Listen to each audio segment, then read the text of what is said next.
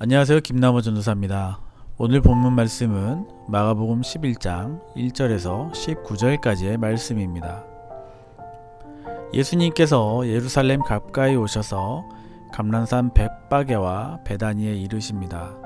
그런데 예수님께서는 평소와 다른 행동을 하십니다. 우리가 지금껏 보아왔지만 예수님께서는 항상 걸어 다니셨습니다. 그리고 자신이 누구인지 드러내는 것을 조심하셨습니다. 그런데 오늘은 예루살렘에 들어가기 바로 직전에 제자 둘을 보내면서 마을에서 나귀 새끼를 끌고 오라고 하십니다.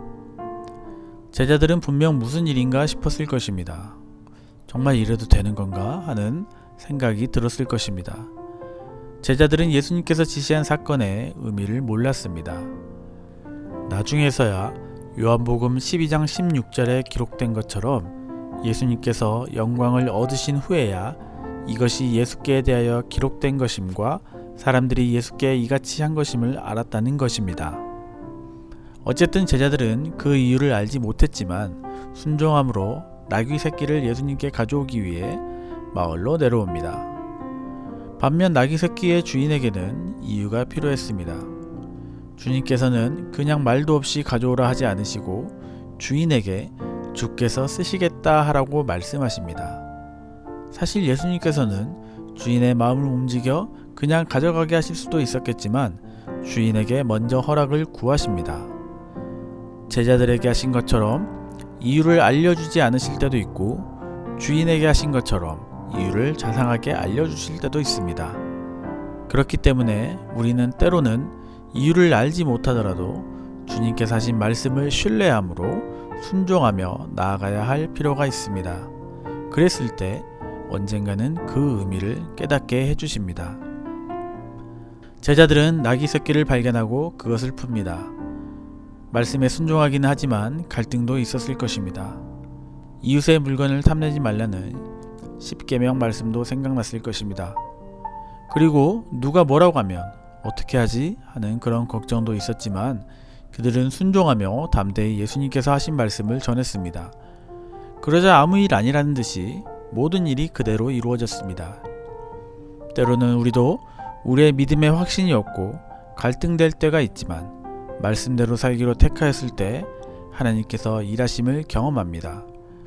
그로 인해 고난이 올 때도 있지만 구차하게 변명하거나 세상의 합리적인 방법을 구하는 것이 아니라 담대히 예수님의 말씀대로 순종했을 때 상식을 뛰어넘는 하나님의 역사가 일어날 줄 믿으시기 바랍니다. 그렇게 예수님께서는 스포츠카나 기마행렬이 아니라 겸손의 모습으로 빌려온 나귀 새끼를 타고 예루살렘에 입성합니다. 물론 군중들은 그것을 이해하지 못하고 예수님의 출현이 로마 세력을 몰아내는 정치적 군사적인 밀란의 시작을 알리는 것으로 기대했지만 예수님께서는 겸손과 화평의 왕으로 이 세상에 오셨음을 세상에 선포하셨습니다. 그런데 성전에 들어와 보니 어떻습니까? 예수님께서는 사람들을 보고 실망하셨습니다.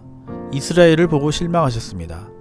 그 대표적인 예로 열매를 맺지 않는 무화과 나무를 저주하신 사건을 봅니다. 우리도 알다시피 무화과 나무는 여름에서야 결실을 맺는 나무입니다. 그러나 때는 6월절 가까이 있는, 그러니까 겨울을 지나 봄에 막 들어선 3월에서 4월 정도였습니다.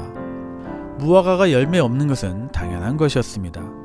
그런데 예수님께서는 열매 없는 무화과를 저주하십니다.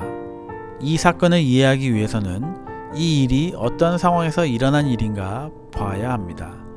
이 사건은 예수님께서 예루살렘 성전을 한번 관찰하시고 그 뒷날 성전에 들어가셨을 때 일어난 사건입니다. 그리고 성전에 들어가서 만민이 기도하는 집인 성전이 장사꾼의 소굴로 된 것에 분노하시고 성전을 청결하게 하신 사건과 연결되어 있습니다. 즉, 이 사건은 성전과 관련해서 이해해야겠습니다.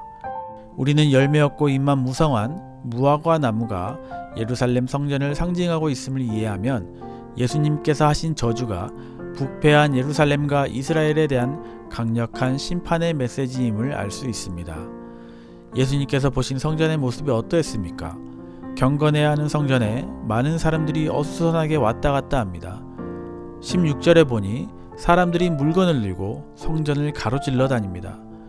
물건을 사고 파는 사람들 때문이겠죠. 성전에서 제사, 그러니까 예배드리고 기도해야 하는데 이미 그곳은 성전이 아니라 벼룩시장이 되어버린 것입니다. 성전의 본질이 기도하는 곳인데 기도가 없고 사람의 왕래만 가득했다는 것입니다. 그런 이스라엘과 예루살렘 성전의 모습을 보고 예수님께서는 환전상과 장사꾼들의 상을 엎으시고 강도의 소굴이라 비난하신 것입니다. 사람들은 북적했으나 기도의 열매가 없는 성전, 그리고 정작 성전에서 사람 죽일 계획을 세우면서 자신들이 율법을 어기고 있다는 사실조차 자각하지 못하는 유대 지도자들, 이 모두가 열매 없는 무화과 나무와 같았던 것입니다. 주님께서는 단순히 열매 없는 무화과 나무를 저주하신 것이 아니었습니다. 하나님의 은혜를 받고도 열매 맺기를 거절하는 이스라엘과 온 세상, 그 모습을 슬퍼하시는 아버지의 안타까운 마음이 있었습니다. 누가복음 13장 무화과 나무 비유에서처럼 3년 동안 거름을 주고 키운 무화과 나무가 열매를 맺지 못하자 찍어 버리라던 포도원 주인처럼 예수님의 공생의 3년 동안에도 예수님을 믿지 못하고 오히려 예수님을 죽이고자 했던 이스라엘을 향한 분노가 이 무화과 나무 사건을 통해 드러나고 있는 것입니다. 사랑하는 성도 여러분, 오늘도 이 아침에 동일하게 우리에게 들려주시는 말씀이 있습니다. 우리 주님께서는 이해하기 어려운 하나님의 명령에 순종하셨습니다. 강도의 소굴이라 분노하시면서 재물을 사고 파는 장사꾼들의 상을 엎으시면서도 우리를 위해 사고 파는 재물이 되셨습니다. 그리고 열매를 맺지 못하는 이 세상에서 십자가에 달려 죽으시고 부활하심으로 우리가 하나님께서 기뻐하시는 열매를 맺을 수 있는 능력과 길이 되어 주셨습니다. 이해되지 않는 답답한 상황이 우리 앞에 놓여 있더라도 우리의 왕으로 오신 예수님의 말씀에 순종하고 모든 것을 내어 맡기며 기도할 때 모든 상황을 뛰어넘어 임하시는 하나님의 역사하심을 경험하고 믿음의 열매를 맺는 우리 시은소교회 성도님들 되시길 소망합니다.